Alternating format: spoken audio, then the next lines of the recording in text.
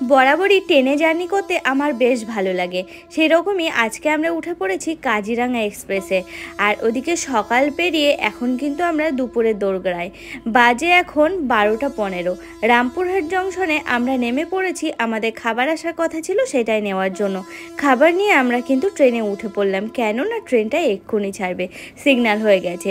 তো চলো এখন গিয়ে আমরা লাঞ্চটা সেরে ফেলবো। সকালে সেরকম কিছু খাওয়া হয়নি, এই দুপুরবেলা খাবো বলে ট্রেনটা ওদিকে ছেড়ে দিল। আর আমরা ডিসিশন নিলাম চলো এবার খাওয়া যাক। অর্পণ নিয়েছিল ভেজ থালি আর আমি নিয়েছিলাম নন ভেজ ডিম থালি। তো চলো এখন খাওয়া যাক। সাথে দিয়েছে ভাত, একটা সবজি, রুটি, ডিম, দই, এই সমস্ত কিছু। আর অর্পণের ছিল পনির। আর এই দেখো এতে চাচ্ছে রুটি, ডালও কিন্তু ছিল।